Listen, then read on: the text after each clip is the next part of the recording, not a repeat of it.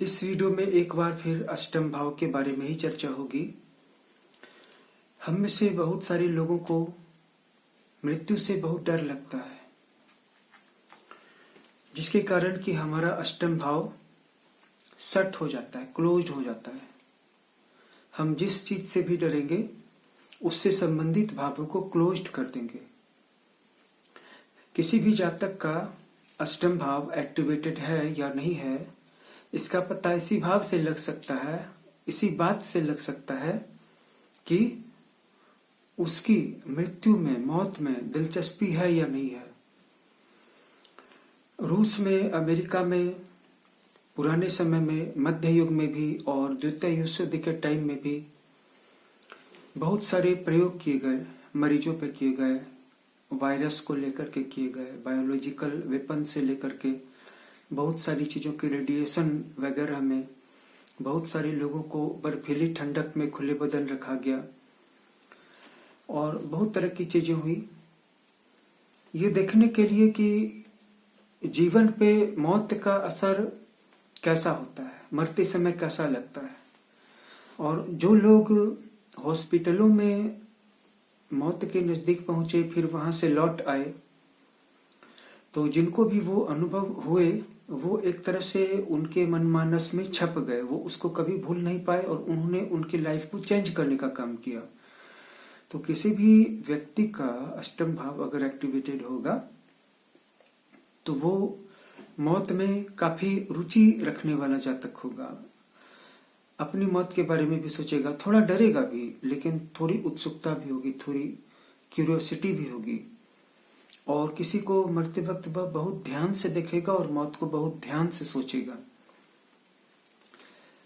बिल्कुल मौत से डरने वाला और उसके बारे में डर करके नहीं सोचने वाला और उससे भागने वाला इंसान नहीं होगा जिसका अष्टम भाव जागृत है। अब देखिए क्या है कि मौत के बाद रास्ता बंद नहीं होता है, नए सिरे से खुलता है। 12वें भाव में जो मौत होती है उसमें बिल्कुल सब कुछ ही बंद हो जाता है, फिर कोई नई शुरुआत नहीं होती है।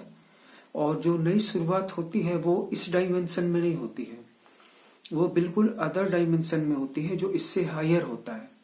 लेकिन अष्टम भाव में जो मौत होती है वह इस जीवन के शरीर को छूटने वाली मौत के अलावा बीच बीच में जो मृत्यु होती है, जैसे किसी व्यक्ति की एक नौकरी छूट गई, वह पजल्ड हो गया, टेंस्ड हो गया, एंक्सस हो गया, वरीड हो गया, सैड हो गया, और कभी कभी नशे की लत का शिकार हो गया, या कभी कभी बिल्कुल सैया पर पड़ गया, मतलब कह नहीं सकता था कि अब जिंदा है या मौत के मुंह में है। जब किसी का बेरीवमेंट होता है, तलाक होता है, या पेरेंट्स साथ छोड़ जाते हैं, या किसी की मौत हो जाती है, इस सिचुएशन या इन सिचुएशंस में आपने कल्पना की है कि क्या होता है। जिस परिवार में पहले किसी भी सदस्य की मृत्यु नहीं हुई है, उस परिवार में जब किसी सदस्य की मृत्यु पहली बार होती है तो यह उस परिवार के सभी सदस्यों के लिए एक बहुत ही जबरदस्त शॉकिंग अनुभव होता है। लेकिन जब एक मौत हो जाती है और उससे वो उबर जाते हैं, 2-3 साल, 4 साल लगे, 5 साल लगे, 6 साल लगे, यादें धुंधली पड़ती हैं, दर्द तो जीवन भर रहता है कलेजे में, लेकिन उसके बाद व्यक्ति ये सोचना शुरू कर देता है कि मृत्यु फिर हो सकती है और उसको आभास बना रहने लगता है, आगाह। पहले जैसे निश्चिंत था और सोचता था कि शायद मृत्यु बहुत दिन बाद होगी या न होगी, इस टाइप की बातें आ जाती है दिमाग में, भरोसा हो जाता है। लेकिन जब मृत्यु होती है तब पता चलता है कि मृत्यु के सामने इंसान इतना विवश हो सकता है। और जब कोई अपना हमारी बाहों में दम तोड़ देता है ना, तो इससे बढ़ करके दुख की बात और दूसरी कुछ नहीं हो सकती है। अब ऐसी सिचुएशन में 2 ही बातें हो सकती हैं कि या तो आप निराश होकर के बैठ जाइए, अपने आप को टूट जाने दीजिए, या फिर मृत्यु के बाद का जो जीवन है उसके रहस्यों की ओर आगे बढ़िए। तो जो व्यक्ति उन रहस्यों को देख लेता है तो वो उन सत्यों को भी सीख जाता है, उस तरीके को, उस टेक्नोलॉजी को सीख जाता है जिसमें कि वह मृत्यु को एक जरिया बनाता है ट्रांसफॉर्मेशन का और प्रॉब्लम्स को दूर करने का। अगर हम ऐसी चीजों से हमारा अटैचमेंट है, हमें लगाव है जिनसे नहीं होना चाहिए, तो सिर्फ मौत ही अलग कर सकती है, या बहुत गहरा दुख ही अलग कर सकता है।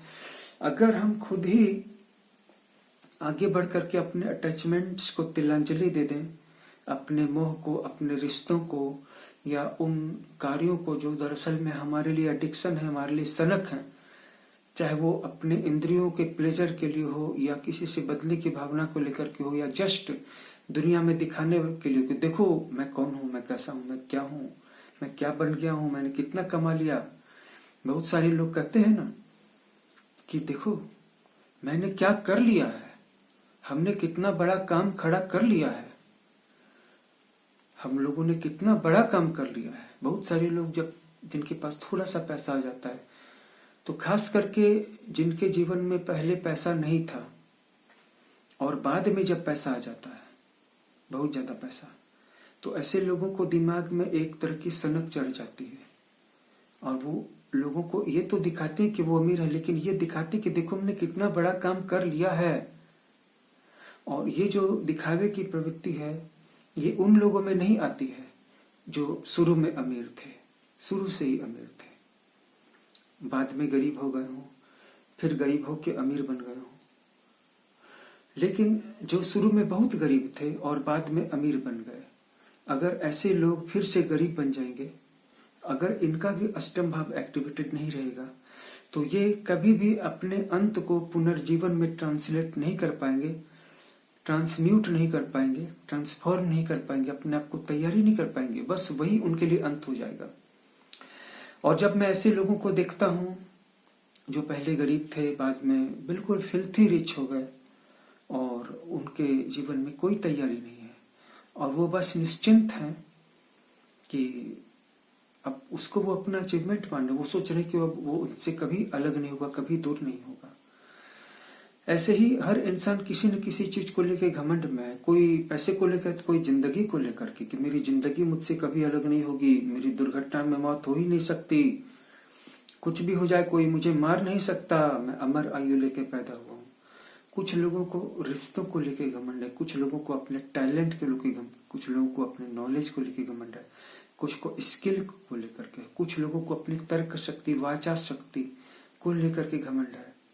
घमंड एक बेकार चीज है, हमें हम्बल होना चाहिए। जब हम हम्बल होते हैं तो छठा, आठवां और 12वां ये तीनों भाव एक साथ एक्टिवेटेड हो जाते हैं। और जब हम मृत्यु के प्रति, अंत के प्रति उत्सुक होते हैं, क्यूरियस होते हैं कि ये क्या चीज है, दुनिया में ऐसी चीज क्यों है। मैंने पिछले वीडियो में भी कहा कि देवता भी मृत्यु के लिए तरसते हैं। आपको आश्चर्य होगा कि मनुष्य लोग में लोग अमरता के लिए तरसते हैं। जितने भी इंसान है ना, अगर इनको कह दिया जाए कि ये दवा खा लो, ये मंत्र जप लो, तुम अमर हो जाओगे, तो ये कर डालेंगे उसको। और देवता लोग अपनी अमरता से पागल हैं, पीछा छुड़ाना चाहते हैं, वो मृत्यु में आना चाहते हैं, फिर जन्म लेना चाहते हैं। ऐसा क्यों है कि जो जहां पर है उससे पीछा छुड़ाना चाहता है। इस रहस्य का पता हमें नचिकेता की तरह तभी चल सकता है जब हम अष्टम भाव में बैठे हुए यमराज या धर्मराज यानी अपने मृत्यु का सामना करें, और उससे सिर्फ सत्य चाहें। कोई आपको कुछ दे नहीं सकता है जीवन में, कौन क्या किसी को दे सकता है। अगर कोई किसी को दे सकता तो दुनिया में इतने दुख रहते, दुनिया में धन बढ़ा है कि नहीं बढ़ा है, संभावनाएं बढ़ी हैं कि नहीं बढ़ी हैं, रोजगार बढ़ा है कि नहीं, इनोवेशन बढ़ा है कि नहीं, इन्वेंशन बढ़े कि नहीं, लेकिन दुख फिर क्यों बढ़ गया और ज्यादा, क्यों बढ़ गया है इतना दुख? क्योंकि दुनिया में सभी गरीब हैं। जब कोई किसी को कुछ दे ही नहीं सकता है तो वो गरीब ही है। और सिर्फ एक ही चीज आपको सब कुछ दे सकती है, वो है यमराज, आपका अष्टम भाव, आपका धर्मराज, आपकी अपनी मौत। अगर आप उससे भागेंगे तो वो आपको पकड़ेगी, अगर आप अपनी मौत के पास खुद आगे बढ़ करके जाएंगे तो वो हार मान लेगी और वो आपको वो सब कुछ दे देगी जो भी आप चाहते हैं। अपने अष्टम भाव को एक्टिवेटेड कीजिए।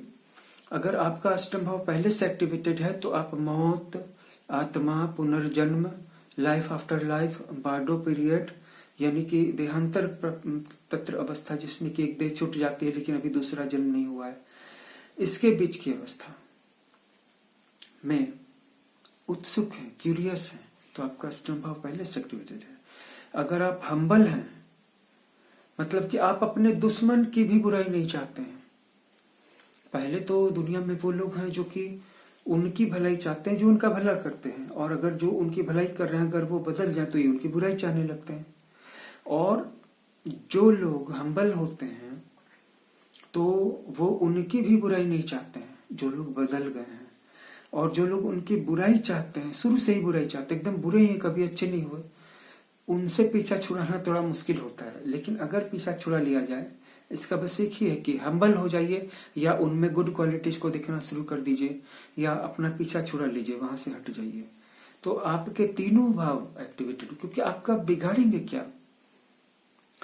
ये तीनों भाव दरअसल में हमारे सभी पाप ग्रहों की शक्तियों को एक साथ रिप्रेजेंट कर रहे हैं। मतलब हमारे जितने भी विरोधी अकारक और पाप ग्रह हैं, चाहे वो शुभ ग्रह हो चाहे अशुभ ग्रह हो, जो भी आकार, जैसे बृहस्पति शुभ ग्रह है ना, तो बृहस्पति अगर शुभ ग्रह है तो ये अगर